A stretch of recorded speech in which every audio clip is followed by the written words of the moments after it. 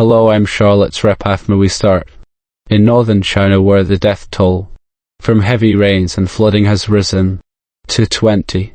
Authorities that say 19 people also missing in Beijing, and hereby is rescue efforts continue while storm Doksuri hit the country on Friday, bringing almost a month's rainfall to Beijing in just 40 hours. Military units and helicopters are now being used to deliver food and supplies to rail passengers who have been stranded by the flood waters. Forecasters have warned of the potential for more flash flooding and landslides in the coming days.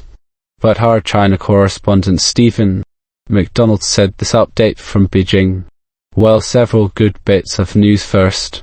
So in Beijing, the rain seems to have stopped. Certainly where we are, it stopped for the moment, and the hope is that it might ease right off now. Of course, it depends what happens after that other typhoon hits in the coming 24 hours. It may be, though, that the typhoon doesn't strike Zhejiang, where it was initially expected to reach landfall. Also, it's not guaranteed that it will move all the way up to Beijing in the same way that the previous typhoon did.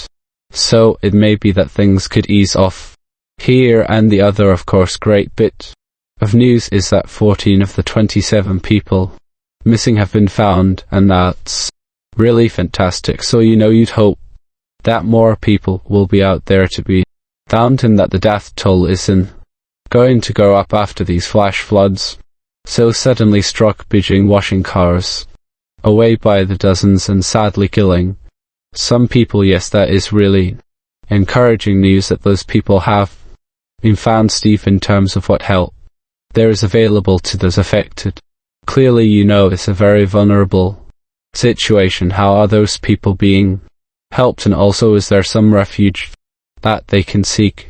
Yes, well, many people have been moved. I think we're over 100,000 people now have been moved to safety.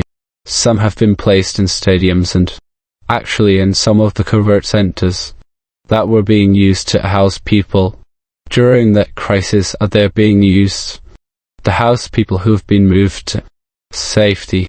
Other parts of western Beijing which have been cut off because roads have collapsed because the rivers are too high, without electricity, without water. Well, helicopters are flying in and dropping emergency supplies to them. China is very good at mobilizing the military when there's types of emergencies happened. For example, though, there is one town in Hubei which had been cut off now. The problem there is that what they've done is to try to divert some of this water to take the pressure off Beijing, but of course it's got to go somewhere, and it's gone to other places now, which means that some parts of Hebei province also now flooded, also now cut off, and also then need help. So the military is having to fly in there as well to drop off emergency supplies. But as I say, the hope is that the weather will ease off now in the coming days, allowing for the emergency temps to really get a handle on the situation. And what we're also seeing, though, is in some parts, as the water sort of recede a bit, though the calamity caused by that flash flooding, crushed up cars found in trees and this type of thing, it was so sudden and so extreme and so dangerous, and that explains why the death toll has happened here as opposed to other parts of northern China. We were seeing some pictures about earlier on of the devastation caused, and the really quite sort of shocking images in terms of these sort of storms. Is this unusual for China? Not so unusual for China, but unusual for Beijing. The south of China gets hit by big typhoons several times a year, and the authorities there are more accustomed to it, so they're able to move people around quickly when they need to. People who live there are also used. And now Beijing has seen this type of thing, but not with the same frequency.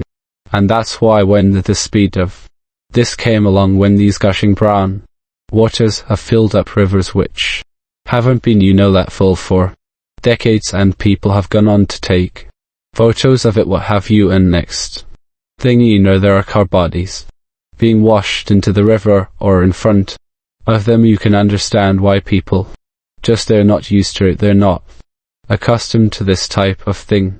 Officials here did warn residents to stay indoors in Beijing. They told employers not to make their staff go to work, and yet it has still been deadly in this city. I mean, you've got tens of millions of people live here, so it is very difficult to manage when an emergency like this, when flooding rains strike a city that's not used to it.